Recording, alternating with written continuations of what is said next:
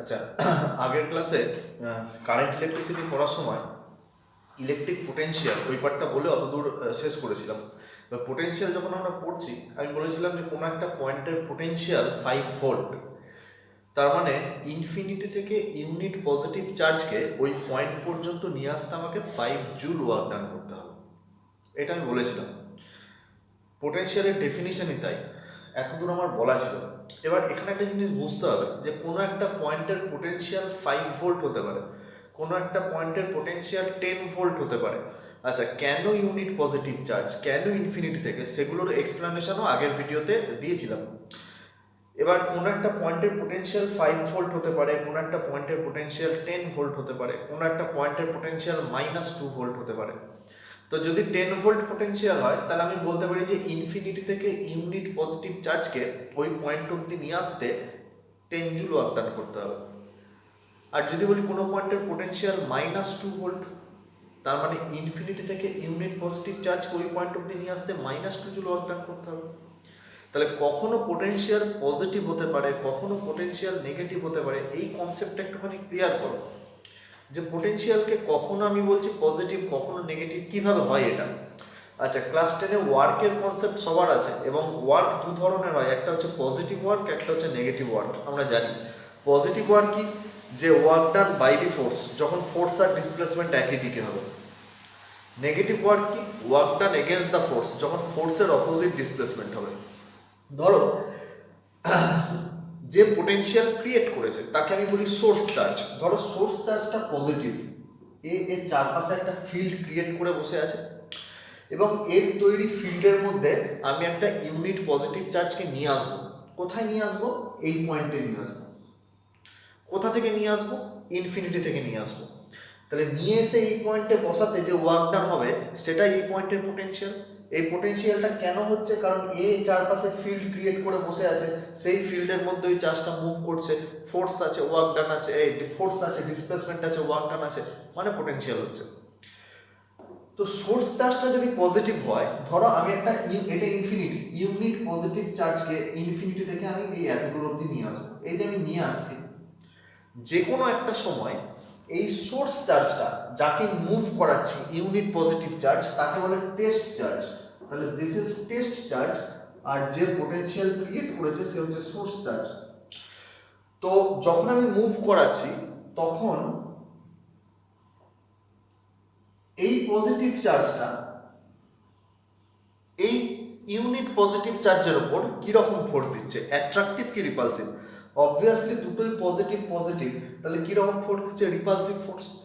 তাহলে এই পজিটিভ চার্জটার জন্য এর ওপর ফোর্স কোন দিকে? এই দিকে, সবসময় ওর ওপর ওই দিকে। ওকে ইনফিনিটি থেকে আনছি আমি, এত দূরে না বসাবো, অলওয়েজ ওটাকে বাইরের দিকে মুভ করাচ্ছে, বাইরের দিকে ঠেলছে, যেদিকে মুভ করছে তার উল্টো দিকে ঠেলছে। এবার আমি নিয়ে আসছি, আমাকে যদি ইউনিফর্ম ভেলোসিটিতে খুব স্লোলি ওটাকে ইনফিনিটি থেকে এনে ওই পয়েন্ট অব্দি বসাতে হয়, তাহলে আমাকে এই ফোর্সটাকে ব্যালেন্স করতে হবে। তাহলে আমাকে কি ফোর্স দিতে হবে, বা কোন দিকে ফোর্স দিতে হবে? এই পজিটিভ চার্জ তো এই পজিটিভ চার্জকে রিপেল করছে, বাইরের দিকে ঠেলছে, তাহলে ওকে যদি আনতে হয়, তাহলে আমাকে কোন দিকে ফোর্স দিতে হবে? এই ডিরেকশনে ফোর্স দিতে হবে, এফ। এই ফোর্সটার ইকুয়াল আর অপোজিট ফোর্স আমাকে সাপ্লাই করতে হবে। তাহলে ফোর্স দেখো এই ডিরেকশনে, এবার এই ফোর্সের আন্ডার এটা ডিসপ্লেসমেন্ট হলো, যে এখানে এলো, তাহলে ডিসপ্লেসমেন্ট আর ফোর্সের ডিরেকশন সেম, তাহলে ওয়ার্ক কি হবে? পজিটিভ ওয়ার্ক হবে। তাহলে যদি 5 জুল ওয়ার্ক ডান হয়, তাহলে এই পয়েন্টের ওয়ার্ক ডান হচ্ছে +5 জুল, বা এই পয়েন্টের পোটেনশিয়াল হচ্ছে +5 ভোল্ট। ইউনিট পজিটিভ চার্জকে আনতে যে ওয়ার্ক ডান হয় তাকেই তো পোটেনশিয়াল বলা হয়। এবার সোর্স ধরো নেগেটিভ সোর্স, আমি এই পয়েন্টে পোটেনশিয়াল বার করব। টেস্ট কিন্তু সবসময় unit positive charge, according to definition আমাকে বলেই দেওয়া আছে যে যাকে আনছি সে সবসময় ইউনিট পজিটিভ চার্জ হবে। তাহলে ইউনিট পজিটিভ চার্জকে এই পয়েন্ট অব্দি আনতে যে ওয়ার্ক ডান করতে হবে সেটা এই পয়েন্টের পোটেনশিয়াল। যখন আমি ইউনিট পজিটিভ চার্জটাকে আনছি +1, তখন এই মাইনাস আর এই প্লাস কি করছে? একে অন্যকে অ্যাট্রাক্ট করছে। তাহলে এই সোর্স চার্জটা টেস্ট চার্জটাকে নিজের দিকে টানছে, তাহলে তো অ্যাক্সিলারেট করে আসা দরকার, অ্যাক্সিলারেট করে এত চলে আসা দরকার, কিন্তু না, ওকে যদি তাহলে ইউনিফর্ম ভেলোসিটিতে আনতে হয়, তাহলে এক্সটার্নাল কোনো এজেন্টকে উল্টো দিকে একটা ফোর্স অ্যাপ্লাই করতে হবে এই ফোর্সটাকে ব্যালেন্স করার জন্য। তাহলে যে ফোর্সটা অ্যাপ্লাই করতে হচ্ছে আমাকে এটা আসার সময় যাতে এটা অ্যাক্সিলারেট না করে, ইউনিফর্ম ভেলোসিটিতে স্লোলি ইনফিনিটি থেকে এসে এত দূর পর্যন্ত এখানে যাতে আমি থামিয়ে দিতে পারি, এখানে যাতে রেস্টে আসে, তাহলে এই পয়েন্টে যদি আসে তাহলে এই দিকে আমাকে ফোর্স দিতে হচ্ছে, ডিসপ্লেসমেন্ট কোন দিকে? উল্টো দিকে। তাহলে ফোর্স আর ডিসপ্লেসমেন্ট কি? Opposite to each other. তাহলে এখানে ওয়ার্ক ডানটা কি হবে? নেগেটিভ। তাহলে নেগেটিভ ওয়ার্ক ডান হলো, তাহলে এই পয়েন্ট অবধি আনতে আমাকে কি বলতে হবে? ধরো -5 জুল ওয়ার্ক ডান করতে হলো, তাহলে এই পয়েন্টের পোটেনশিয়াল কি? -5 ভোল্ট। ঠিক আছে, এটা ক্লাস 12 এর ডিটেলসে আছে, তুমি এখন এতটা মাথা না ঘামালেও হবে। তাহলে তুমি একটা জিনিস শুধু বোঝো যে সোর্স চার্জ যদি পজিটিভ হয় তাহলে পোটেনশিয়ালটা হচ্ছে পজিটিভ পোটেনশিয়াল, এর জন্য সোর্স চার্জ নেগেটিভ হলে নেগেটিভ পোটেনশিয়াল। তাহলে এইভাবে পজিটিভ বা পোটেনশিয়াল +5 ভোল্ট হতে পারে, -5 ভোল্ট হতে পারে। পোটেনশিয়ালের কনসেপ্ট এটাই।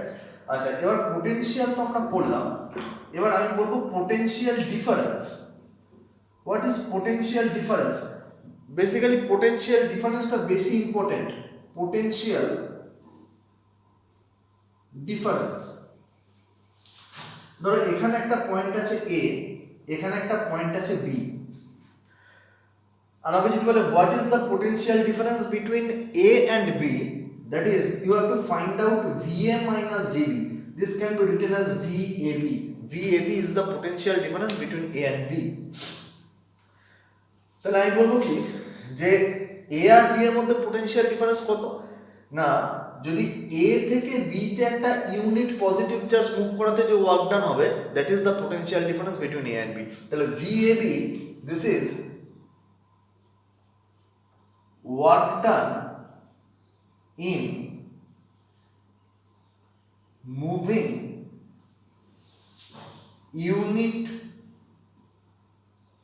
positive charge from A to B.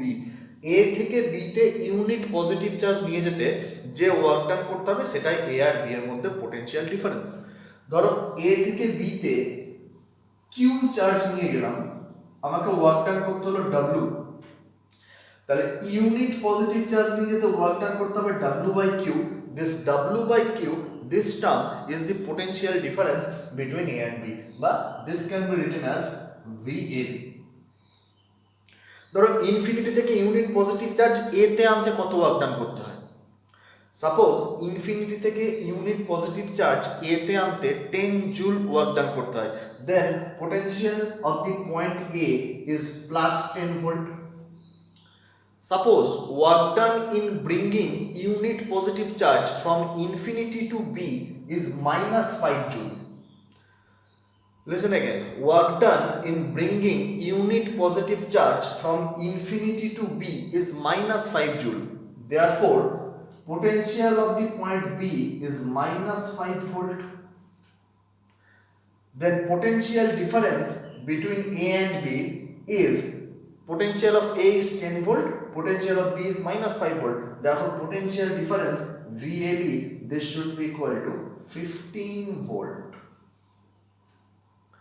আমি আগের দিন বলেছিলাম যে কারেন্ট কোন ডিরেকশনে ফ্লো করে?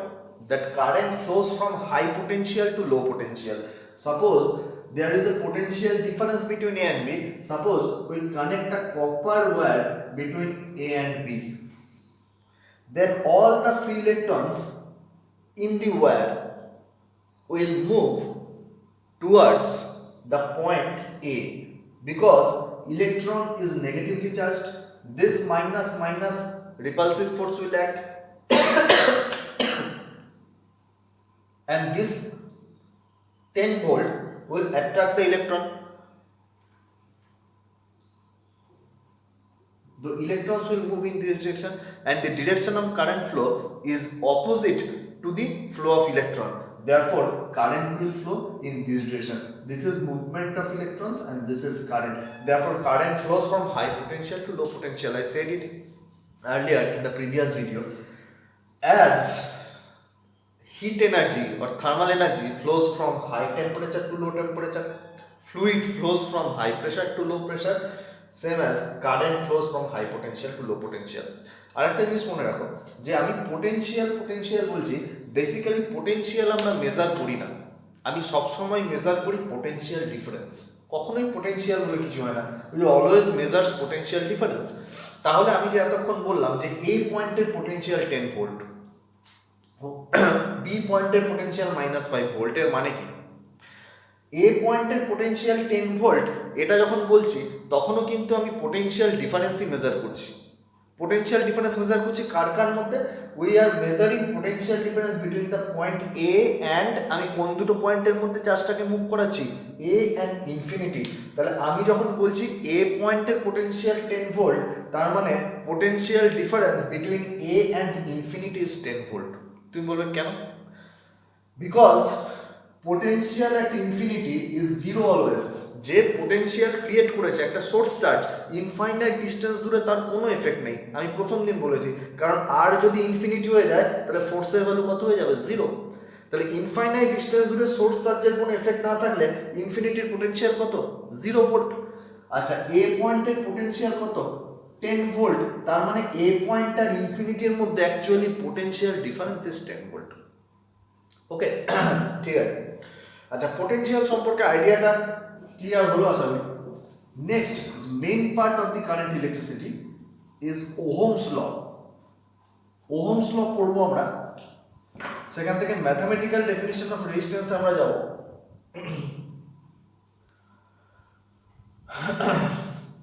একটা রেজিস্ট্যান্সের আমরা ফিজিক্যালি রেজিস্ট্যান্স জিনিসটা কি আমরা দেখেছি যে whenever the electron flows through a conductor after applying a potential difference across it, the conductor offers a hindrance to the flow of the electrons. This hindrance offered by the conductor is the resistance. তো physically resistance জিনিসটা কি আমি জানি যে ইলেকট্রনগুলো যখন move করছে তখন বাধা পাচ্ছে, হিন্ড্রেন্স কি, কে আটকাচ্ছে? অন্য ইলেকট্রনের সঙ্গে কোলাইড করছে, অন্য অ্যাটমের সঙ্গে কোলাইড করছে, অন্য আয়নের সঙ্গে কোলাইড করছে, এটা এই ইলেকট্রনটা ফ্রিলি মুভ করতে পারছে না। তাহলে এটাই হচ্ছে রেজিস্ট্যান্স। ম্যাথামেটিক্যালি রেজিস্ট্যান্স কি বা কিভাবে ক্যালকুলেট করবো, that comes from Ohm's law. Ohm's law কি বলছে? দেখো, এতক্ষণে আমরা একটা জিনিস বুঝতে পেরেছি যে যেখানেই আমাকে কারেন্ট ফ্লো করাতে হবে সেখানেই কি থাকতে হবে? পোটেনশিয়াল ডিফারেন্স থাকতে হবে। প্রথম দিন থেকে আমি বলে আসছি যে যে কোনো ফিজিক্যাল কোয়ান্টিটি যখন ফ্লো করে there should be some difference, like pressure difference for fluid, temperature difference for thermal energy, potential difference for electric current. তাহলে সাপোজ দুটো পয়েন্ট, তাদের মধ্যে একটা ওয়্যার আছে এ অ্যান্ড বি। এ আর বি এর মধ্যে পোটেনশিয়াল ডিফারেন্স হচ্ছে V, and the A is at high potential and B is at low potential. Suppose a current I is flowing from A to B. According to Ohm's law, if temperature and other physical conditions remains same, this is very important. Temperature and other physical conditions remains same. If temperature and other physical conditions remain same, then current through the conductor is proportional to the potential difference applied across it. Then V proportional to I. This is Ohm's law. This is Ohm's law. If temperature and other physical conditions remain same but remains invariant, then the current through the conductor is proportional to the potential difference applied across it. কেন এই টার্মটা আমি বলছি temperature and other physical conditions remain same? এটা খুব important, আমি সেখানে আসছি পরে। ইনফ্যাক্ট তুমি যদি ওহমস ল লেখার সময় এটা না লেখো তাহলে ওহমস ল এর নাম্বার পাবে না, জিরো হয়ে যাবে। শুধু যদি ভি প্রপোর্শনাল টু আই লিখে দিই যে current to the conductor is proportional to the potential difference, that is wrong. আমাকে লিখতেই হবে temperature and other physical conditions remains invariant, then V proportional to I. Therefore V is equal to some constant into I. This constant is known as resistance.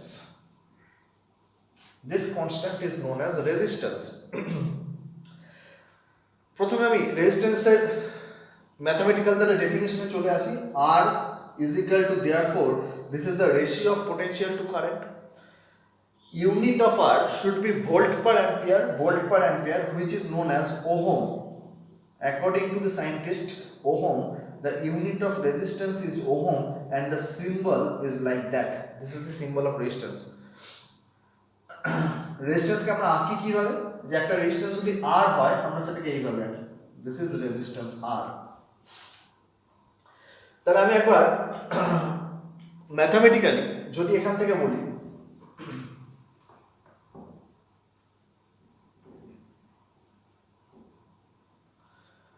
suppose this is the resistance R,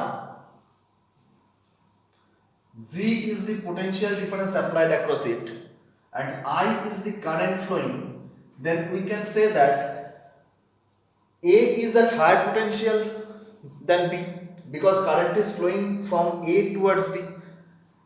The potential difference between A and B is V. Therefore, V is equal to I into R according to Ohm's law, or R is equal to V by I. Simple কিছু mathematics এখান থেকে আসতে পারে, যে আমি বললাম যে একটা রেজিস্ট্যান্স তার ভ্যালু হচ্ছে 10 ohm, resistance of a conductor is 10 ohm and a potential difference of 20 volt is applied across the ends of the conductor. Then what is the value of current flowing through the conductor? Then from Ohm's law we can say V by R, that is 20 by 10, that is 2 ampere is the current flowing through the conductor. Similarly তোমাকে current দেওয়া থাকতে পারে, V দেওয়া থাকতে পারে, resistance বার করতে দিতে পারে। তো রেজিস্ট্যান্স এখানে দেওয়া আছে, আমি কারেন্ট বার করলাম, সিম্পল নিউমেরিক্যাল। তো V is equal two IR, this is the main formula of this chapter. তোমাকে ওহমস ল থেকে প্রচুর অঙ্ক করতে হবে, ইনফ্যাক্ট কারেন্ট ইলেকট্রিসিটি থেকে বলবো প্রচুর অঙ্ক করতে হবে, এবং কারেন্টের যে কোনো নিউমেরিক্যাল তুমি করবে, এখান থেকে শুরু করে যে লেভেলেই যাও তুমি, কারেন্টের যখন তুমি নিউমেরিক্যাল করবে এই V is equal two IR, this is the কি ফর্মুলা, এটা তোমাকে বারবার ইউজ করতে হবে। আচ্ছা, রেজিস্ট্যান্সে আমি একটু আসি। প্রথমে আমি বলি যে রেজিস্ট্যান্স কি কি ফ্যাক্টরের উপর ডিপেন্ড করে। দেখো, সাপোজ আমি এই যে কন্ডাক্টিং ওয়্যারটার টেম্পারেচার বাড়িয়ে দিলাম, ফার্স্ট ফ্যাক্টর হচ্ছে টেম্পারেচার। যদি টেম্পারেচার বাড়িয়ে দিই তাহলে যে ইলেকট্রনসগুলো সেগুলোকে আমি বাইরে থেকে এনার্জি সাপ্লাই করছি। কি এনার্জি সাপ্লাই করছি? Thermal energy. তাহলে থার্মাল এনার্জি যদি গেইন করে তাহলে ওদের এনার্জি বেড়ে যাবে, মানে ওদের কাইনেটিক এনার্জি বেড়ে যাবে, ইলেকট্রনসগুলো আরও র্যান্ডম মুভমেন্ট করতে চাইবে, আরও বেশি ছটফট করবে। তাহলে যে কলিশনসগুলো হচ্ছিল ওই মুভিং ইলেকট্রনগুলোর সঙ্গে অন্য ইলেকট্রনের, অন্য অ্যাটমের, অন্য আয়নের, ইলেকট্রনগুলোর স্পিড যদি বেড়ে যায় by gaining thermal energy from outside, then the collisions will be more frequent. কলিশনগুলো আরও ঘন ঘন হবে। If the collisions are more frequent, those collisions are actually the resistance. Therefore, if the frequency of collision increases, then resistance increases. তাহলে temperature যদি আমি বাড়িয়ে দিই তাহলে যে কোনো কন্ডাক্টরের রেজিস্ট্যান্স বেড়ে যায়। তো এর কিছু তোমার এক্সেপশন আছে। সেমি কন্ডাক্টিং মেটেরিয়াল যেগুলো, যেমন সিলিকন, জার্মেনিয়াম, এদের টেম্পারেচার বাড়লে রেজিস্ট্যান্স কমে যায়। কার্বন নন মেটাল কিন্তু কন্ডাক্টর, ওর মধ্যে দিয়ে কারেন্ট ফ্লো করে, ওর টেম্পারেচার বাড়লে রেজিস্ট্যান্স কমে যায়। তো কেন সেমিকন্ডাক্টরের টেম্পারেচার বাড়লে রেজিস্ট্যান্স কমে যায় সেটা পরে আছে, ক্লাস 12 একদম শেষের দিকে আছে সেটা তখন। তাহলে আপাতত তুমি অ্যাজ অ্যান এক্সেপশন মনে রাখো যে সেমিকন্ডাক্টরের ক্ষেত্রে সিলিকন, জার্মেনিয়াম, নন মেটালের ক্ষেত্রে কার্বন, এদের টেম্পারেচার বাড়লে রেজিস্ট্যান্স কমে যায়। জেনারেলি টেম্পারেচার বাড়লে বাকি সবার রেজিস্ট্যান্স বেড়ে যায়। কেন বাড়ে সেটা আমি বললাম, যে ইলেকট্রনসগুলো আরও ছটফট করছে, কলিশনস become more frequent, therefore resistance increases. একটা এক্সপ্রেশন আমরা লিখতে পারি যেটা রেজিস্ট্যান্সের সঙ্গে সঙ্গে টেম্পারেচারের ভ্যারিয়েশন দেখাবে আমাকে, that is R T is equal to R not 1 plus alpha T, where R not is resistance at 0 degree centigrade, RT is resistance at T degree centigrade, and alpha is a constant which is known as temperature coefficient of resistance. This is the relation. এমন কিছু কিছু material আছে যাদের উপর pressure apply করলে তাদের resistance change হয়ে যায়। এমন কিছু কিছু মেটেরিয়াল আছে যাদের উপর লাইট ফেললে, সেলেনিয়াম লাইট ফেললে তার রেজিস্ট্যান্স চেঞ্জ হয়ে যায়। তাহলে দেখো, যদি আমি এখানে বলি যে কোনো একটা মেটেরিয়ালের মধ্যে দিয়ে কারেন্ট যাচ্ছে এবং তার টেম্পারেচারটা কন্টিনিউয়াসলি ইনক্রিজ হতে থাকছে, ইনফ্যাক্ট যেটা হয় অ্যাকর্ডিং টু জুলস ল, তাহলে রেজিস্ট্যান্স তো টেম্পারেচার বাড়লে বেড়ে যাবে। তাহলে রেজিস্ট্যান্সটা কি আর কনস্ট্যান্ট থাকছে না। কিন্তু ওহমস লয়ে দেখো রেজিস্ট্যান্সটাকে কনস্ট্যান্ট হিসাবে ট্রিট করা হয়েছে। আমি লিখছি ভি প্রপোর্শনাল টু আই, তাহলে A প্রপোর্শনাল টু B, তার মানে A is equal to some constant into B, তাহলে V প্রপোর্শনাল টু I, তাহলে V is equal to some constant into I। তো রেজিস্ট্যান্সটাকে কনস্ট্যান্ট ট্রিট করা হয়েছে, কিন্তু রেজিস্ট্যান্স তো টেম্পারেচার চেঞ্জ হলে চেঞ্জ হয়ে যাবে। তাহলে তো ম্যাথামেটিক্যালি এটা ভ্যালিড কখন হবে? যদি টেম্পারেচার চেঞ্জ না হয় বা কোনো ফিজিক্যাল কন্ডিশন চেঞ্জ না হয়, because resistance is treated as constant in Ohm's law. Therefore Ohm's law এর শুরুতেই বলা হয়েছে যে রেজিস্ট্যান্সটা কনস্ট্যান্ট, এবং রেজিস্ট্যান্স কনস্ট্যান্ট কখন? যখন টেম্পারেচার এবং আদার ফিজিক্যাল কন্ডিশনসগুলো চেঞ্জ হবে না। তো সেই জন্য শুরুতেই বলে দেওয়া হয়েছে যে Ohm's law is valid only when temperature and other physical conditions remains invariant. Ohm's law is valid, that means resistance is constant, because we treat resistance as constant here. Ohm's law is valid, that means resistance is constant only when temperature and other physical conditions remains invariant. ঠিক আছে? আচ্ছা, একটা factor বললাম temperature, second হচ্ছে resistance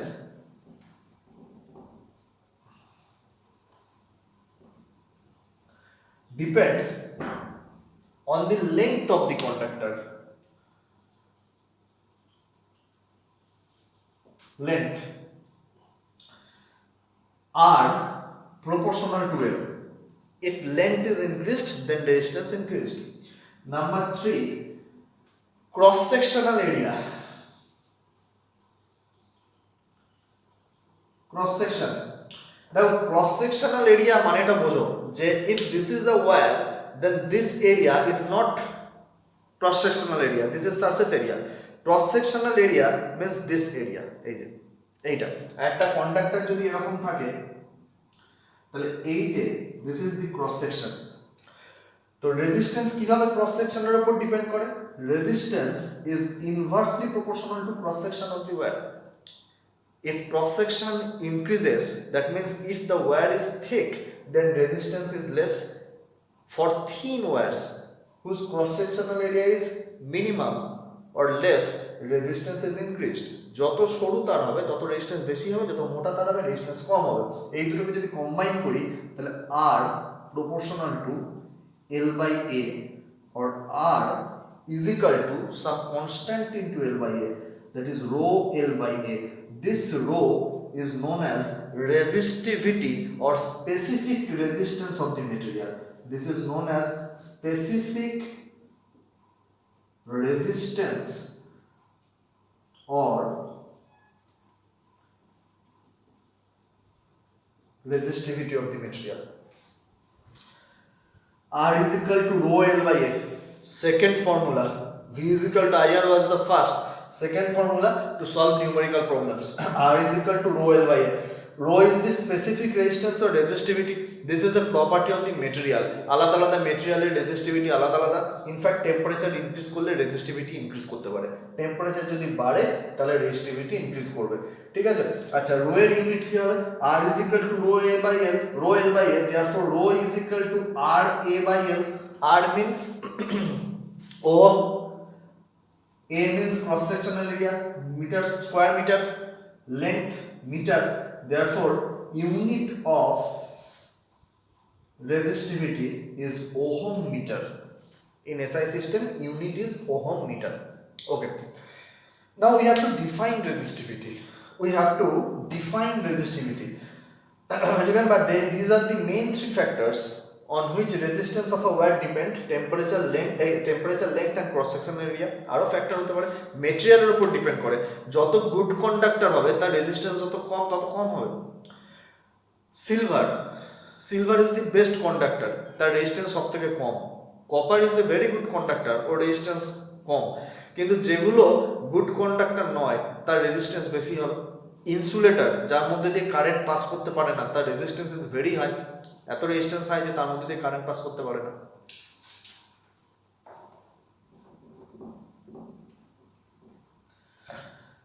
Therefore there are four factors actually: temperature, length, cross sectional area and the material of the wire.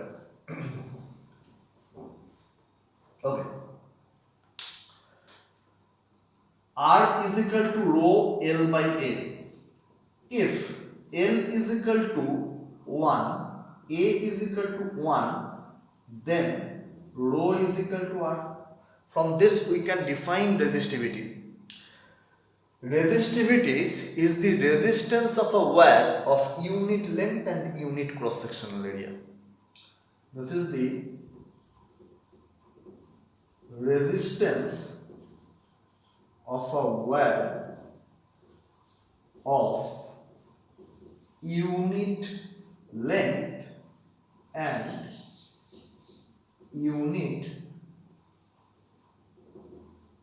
cross sectional area. Unit length means L is equal to 1, unit cross sectional area means A is equal to 1. Put L is equal to 1, A is equal to 1 in this formula, therefore R is equal to rho. Resistivity is the resistance of a wire of unit length of unit cross sectional area. আচ্ছা, এটাকে আমি অন্যভাবেও define করতে পারি। Suppose তুমি একটা unit cube form করেছো। Unit cube means length of each side of the cube is unit, that is 1 meter in SI system or 1 centimeter in CGS system, like that. তো তুমি যদি একটা ইউনিট কিউব জেনারেট করো,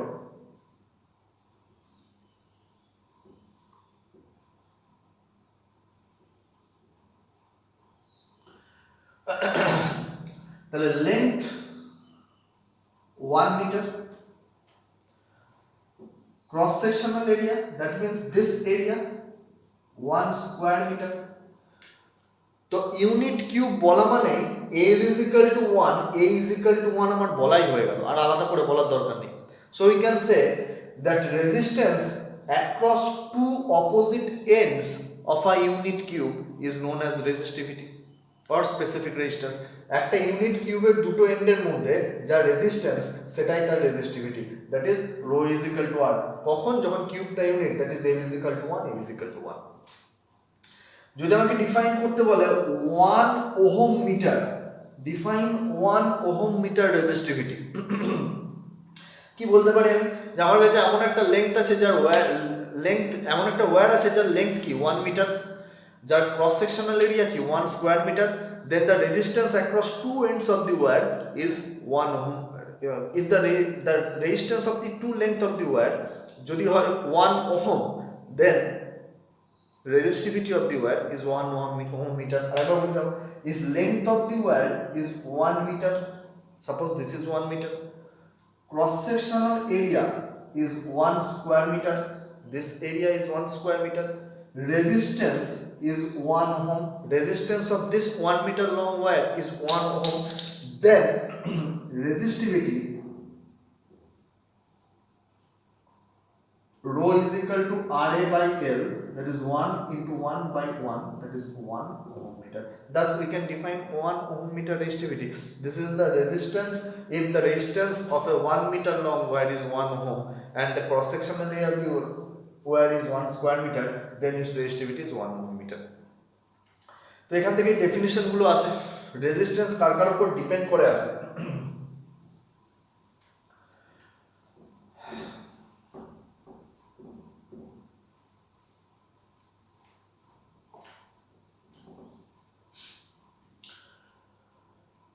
V is equal to IR.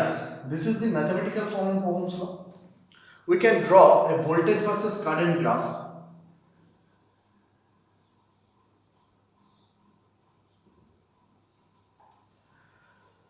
For ohmic conductors, ohmic conductors means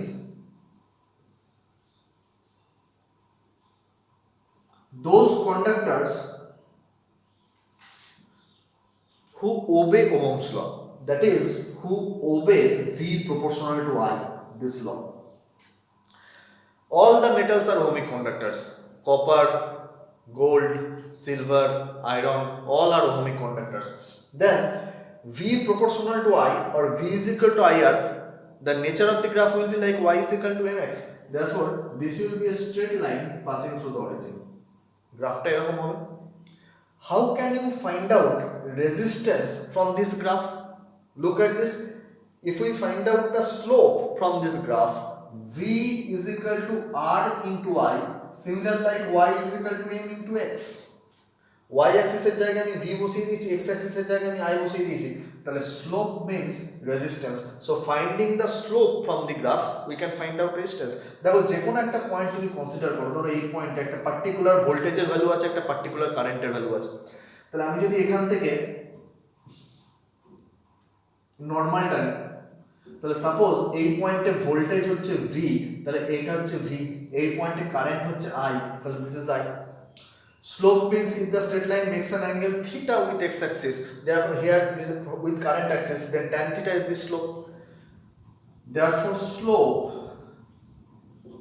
tan theta is equal to perpendicular v, this is v, this is v, by base I, v by I, v by I means from Ohm's law R. Therefore slope of this graph is resistance.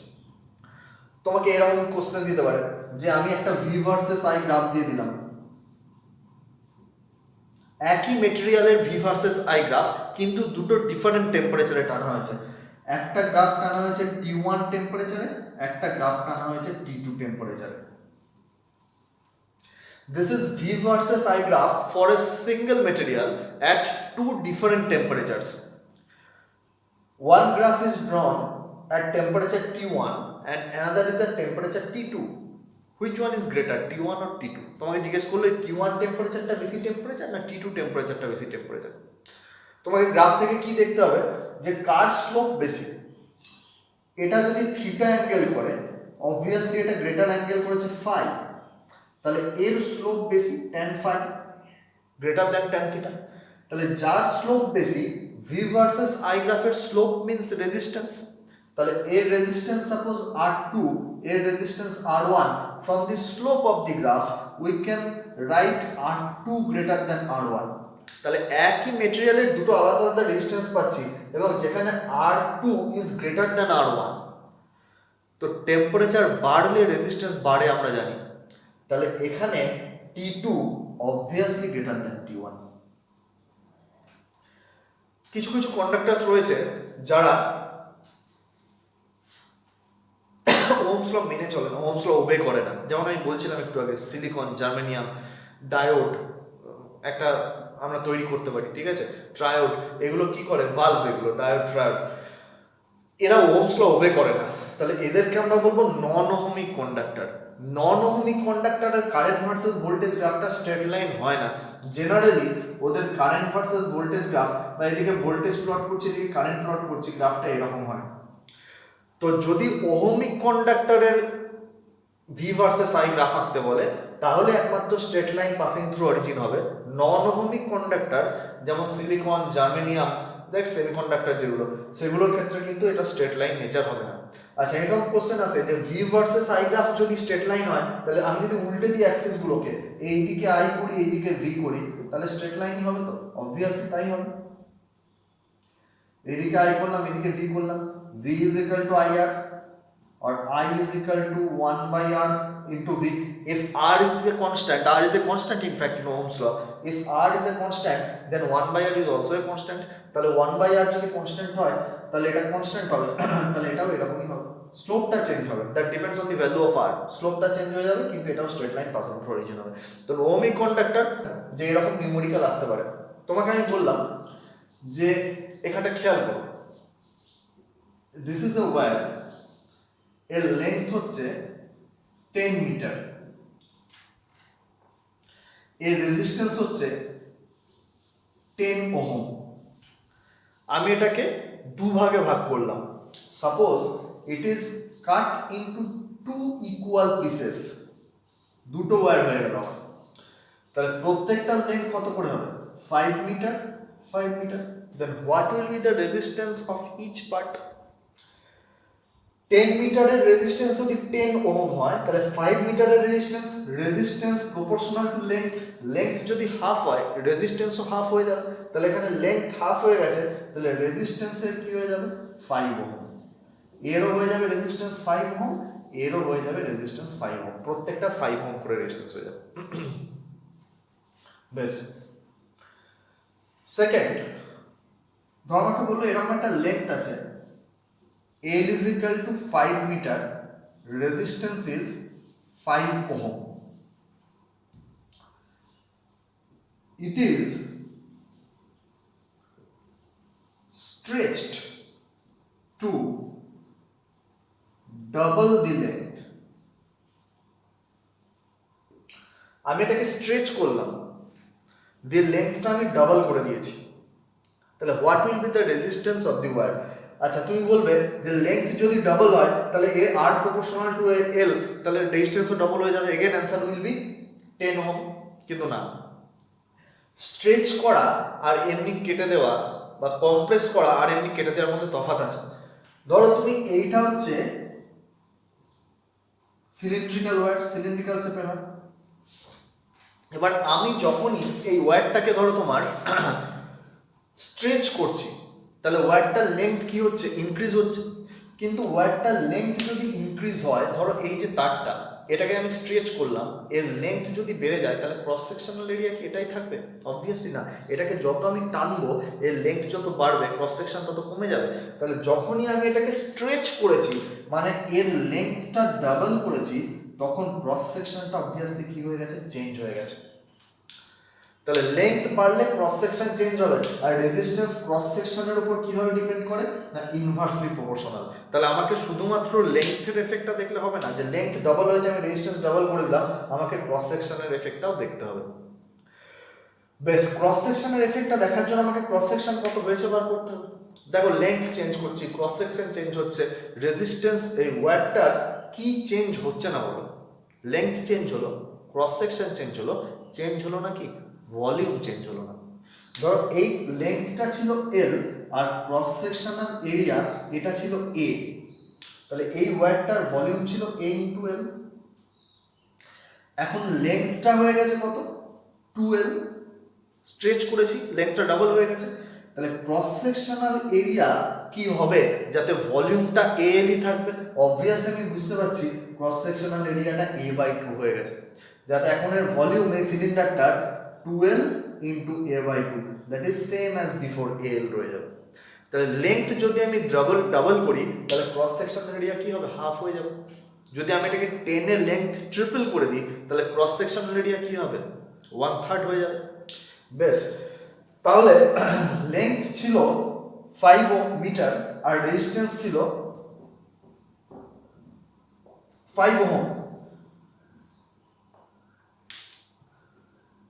তাহলে আমি লিখতে পারি 5 that is resistance is equal to rho L by A. Now the length is doubled by, therefore new resistance R dash is equal to rho, length becomes 2L and cross sectional area becomes a/2 if the length is stretched and the wire is made double of its initial length, then cross sectional area becomes half of the previous cross section. তাহলে এখান থেকে calculate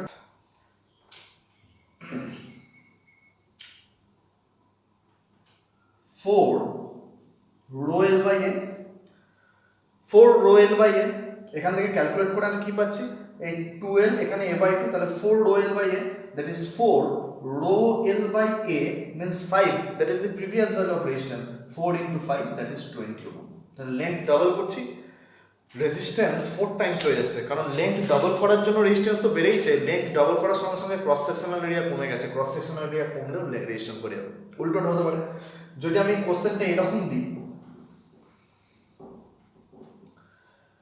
if the wire is compressed and the length becomes half, length is halved, wire is compressed and the length is halved, তাহলে L dash is equal to L/2, therefore new cross sectional area A dash will be equal to 2A. Length যদি half হয় cross section double হয়ে যাবে, যাতে ভলিউমটা L আগের মতোই থাকে। তাহলে ইনিশিয়াল রেজিস্ট্যান্স ছিল rho L by A, now new resistance R dash is equal to rho L dash by A dash, this is rho, therefore rho L by 2 by 2a, that is 1/4 rho L by A. Rho L by A means 5, therefore 5/4, this will be new resistance. আচ্ছা, তাহলে resistance এখান থেকে কি কি question হলো আমি একবার gist করি, রাখো পরপর আমি বলি, কোশ্চেনগুলো লিখবে, এই কোশ্চেনগুলো রেডি করতে হবে। Define potential, define potential difference, define current, write down the unit of current, what is resistance, write down Ohm's law and its mathematical form, What is the value, what is the unit of resistance? Draw the V versus I graph for a ohmic conductor. Write down Ohm's law বললাম একবার, write down Ohm's law টা question, very important question, in fact main question এখান থেকে। আচ্ছা, draw V versus I graph for a ohmic conductor and how can you find out the value of resistance from this graph? Name the factors on which resistance of a wire depends and write down the nature of dependence. কার কার উপর depend করে, কিভাবে depend করে? Temperature, length, area of cross sectional আর material, এর উপর depend করে, কিভাবে depend করে লিখবে। What is resistivity? Define resistivity. On which factor resistivity of a material depend? Define 1 ohm metre resistivity. আর নিউমেরিক্যাল আসতে পারে। নিউমেরিক্যাল কি আসতে পারে? যে তোমাকে একটা ওয়্যারের অ্যাক্রসে পোটেনশিয়াল ডিফারেন্স দিয়ে দিল, রেজিস্ট্যান্স দিয়ে দিল, কারেন্ট বার করতে দিল, বা পোটেনশিয়াল ডিফারেন্স দিয়ে দিল, কারেন্ট দিয়ে দিল, রেজিস্ট্যান্স বার করতে দিল, বা কারেন্ট দিল, রেজিস্ট্যান্স দিল, পোটেনশিয়াল ডিফারেন্স বার করতে দিল, V is equal two IR এর উপর। আর এই যে নিউমেরিক্যালগুলো আমি করালাম এখনই, যে একটা ওয়্যারকে কেটে দিচ্ছি, টেনে লম্বা করছি, কেটে দিলে আলাদা, টেনে লম্বা করলে বা কম্প্রেস করলে আলাদা, তখন রেজিস্ট্যান্সগুলো কীভাবে চেঞ্জ করে, এগুলো হতে পারে। এই পার্টটা পড়া থাক। নেক্সট পার্টে আমরা মেন যে নিউমেরিক্যাল পার্ট আছে কারেন্ট ইলেকট্রিসিটি, সেখানে যাব।